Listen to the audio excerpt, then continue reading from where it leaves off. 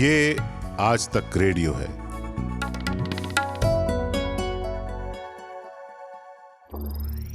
ज्ञान ध्यान।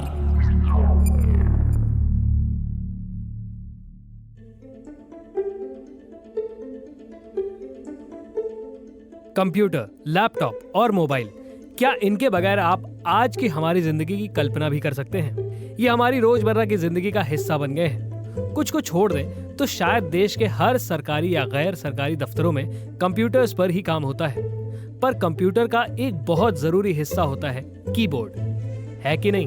अब कीबोर्ड पर टाइप करने वाले अलग अलग तरह के लोग होते हैं। कुछ लोग कीबोर्ड पर कीबोर्ड की तरफ देखते हुए टाइप करते हैं, कुछ लोग बिना कीबोर्ड को देखते हुए टाइप कर लेते हैं। पर याद कीजिए कि जब आपने कीबोर्ड पर पहली बार टाइप किया होगा तो ये ख्याल आपके मन में भी आया होगा कि आखिर कीबोर्ड पर जो अंग्रेजी के अक्षर लिखे होते हैं वो सीधे क्यों नहीं लिखे होते?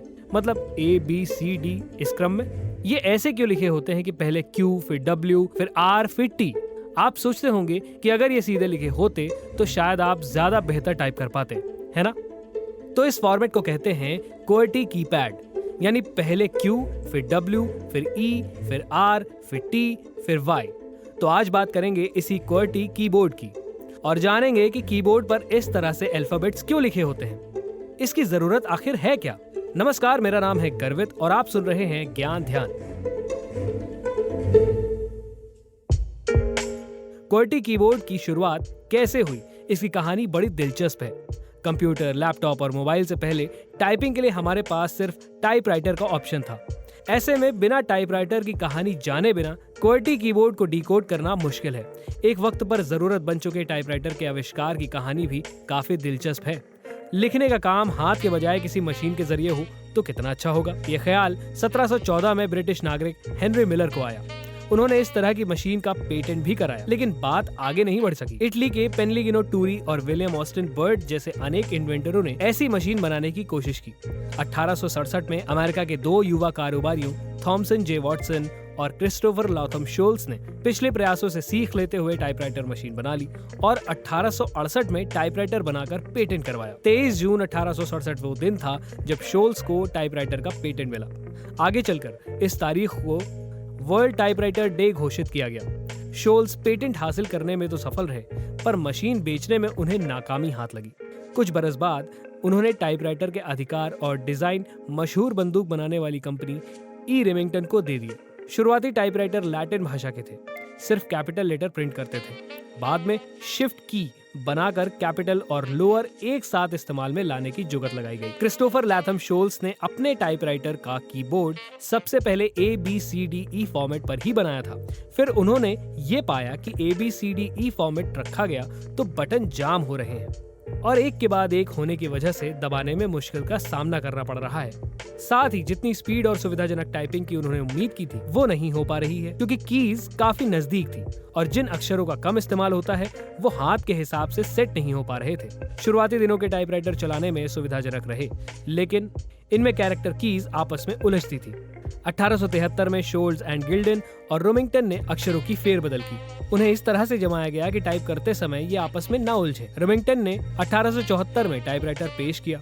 वो हर मायने में प्रैक्टिकल था, साथ ही मार्केट ने भी उसे हाथों हाथ लिया और इससे टाइपिंग की दुनिया ने रफ्तार पकड़ ली। अमेरिका, इंग्लैंड समेत यूरोप के कई देशों ने भी इसे बनाना शुरू कर दिया। दुनिया को सुविधा देने वाली वो मशीन मिल गई जिसकी कल्पना मिलर ने की थी। टाइपराइटर की कीज जब आपस में उलझती थी तब कई सारे प्रयोग किए गए। कैरेक्टर कीज को 3 लाइनों में जमाया गया। ऊपर की लाइन में बाईं ओर QWERTY UIOP कैरेक्टर लगाए गए। बाद में QWERTY QWERTY के नाम से प्रसिद्ध हुए। कैरेक्टर की इस व्यवस्था को इंग्लिश टाइपराइटर बनाने वालों ने आगे भी अपनाया। आज के कंप्यूटर कीबोर्ड और मोबाइल कीपैड पर अक्षरों को QWERTY तरीके से ही लगाया जाता है। इस उपयोगी आविष्कार को दुनिया के लगभग सभी देशों ने अपनाया। अपनी अपनी भाषा में मशीन तैयार की। विश्व की ज्यादातर प्रमुख भाषाओं में टाइपराइटर बनाए गए। तमाम प्रयोगों के बाद QWERTY फॉर्मेट वाले टाइपराइटर को सही माना गया, क्योंकि ये टाइपिंग करने वाले को स्पीड के साथ साथ सुविधा भी देता था। एक बात तो आपने भी नोटिस की होगी कि कम इस्तेमाल होने वाली कीज कोने में है और ज्यादा इस्तेमाल में लाई जाने वाली कीज उंगलियों के हिसाब से रखी गई हैं। इस तरह दुनिया में QWERTY को मान्यता मिली, जो आज सारी दुनिया में एक स्टैंडर्ड कीबोर्ड माना जाता है। जब दुनिया में पहली बार कंप्यूटर, लैपटॉप और मोबाइल आया तो टाइपराइटर के मॉडल QWERTY को ही कीबोर्ड के रूप में मान्यता मिली, क्योंकि तब तक कीबोर्ड का ये फॉर्मूला स्टैंडर्ड बन चुका था जिस पर टाइपिंग करना सुविधाजनक था और टाइपिंग की स्पीड भी अच्छी थी। आज के ज्ञान ध्यान में बस इतना ही। आज का एपिसोड आपको कैसा लगा इसके बारे में हमें जरूर बताइएगा। आज के ज्ञान ध्यान को प्रोड्यूस किया है अंकित द्विवेदी ने, साउंड मिक्सिंग की है नितिन रावत ने। मेरा नाम है गर्वित। नमस्कार।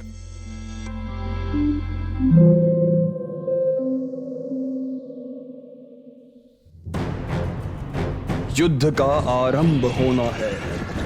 अन्याय के विरुद्ध न्याय की हुंकार उठेगी। दंड की सीमा का विस्तार होगा। हिरण्याक्ष, मैं वरा तुम्हारे प्राण हरने आया हूँ।